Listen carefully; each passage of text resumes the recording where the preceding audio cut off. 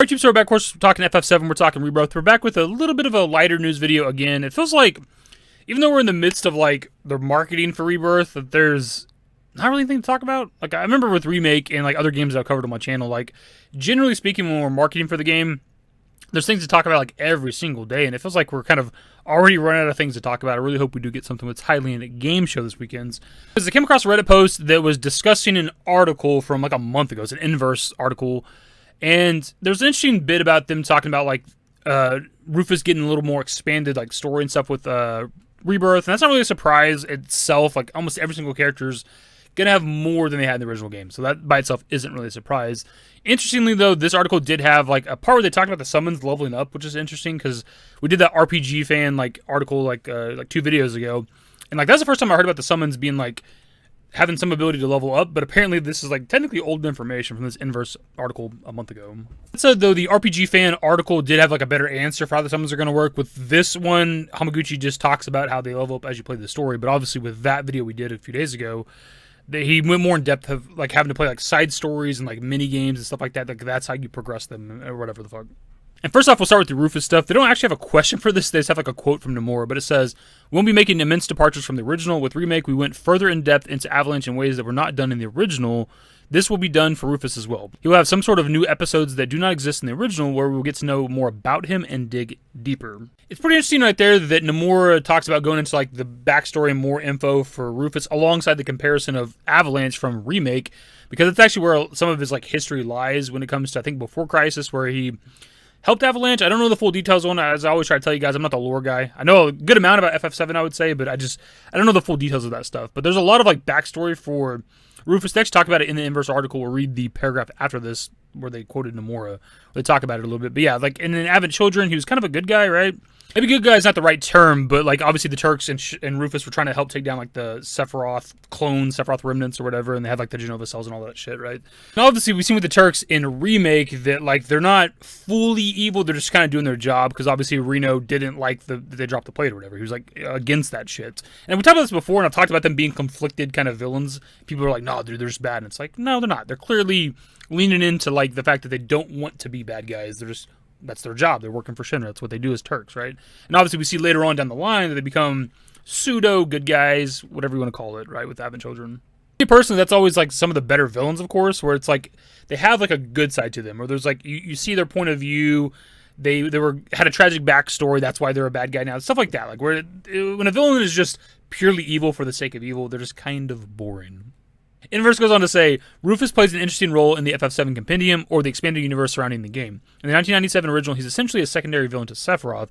However, his role is greatly expanded in a variety of spin-off movies, games, and books. Rufus plays a central role in the 2005 animated film Advent Children. The mobile game Before Crisis reveals him to be the benefactor behind Avalanche. And the novel The Kids Are Alright revolves around Rufus's secret half-brother. We don't know how much of all that is canon in the Remake trilogy, but it's fair to say that all of it is fair game. So yeah, I kind of always forget about the half-brother thing, because I've not read the book. Obviously, I own it right there, but I'm not a book guy. I don't really sit down and read a couple chapters a night or whatever. I just kind of collected that shit because it's FF7 related. I need to watch, like, a video or something that, like, goes into the book, like, explain it, or maybe, like, read, like, if there's, like, an audiobook for it or something. I could listen to that for sure. But yeah, I don't know if they're going to delve into that, because I know, like, that book has characters in Remake, right, with, like, Leslie and Kyrie.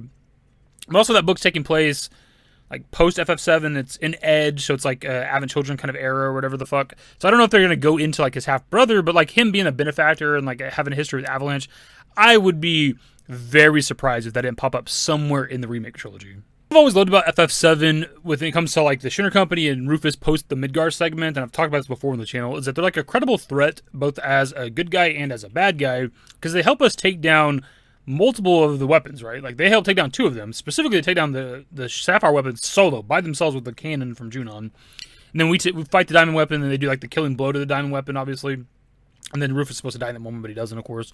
But then the blast goes through Diamond weapon and destroys, like, the barrier surrounding the North Crater. And, like, you could, if not for the Shinra Company, right? Like, who knows if we would have ever been able to take down Sephiroth? Would we have ever been able to get through that barrier?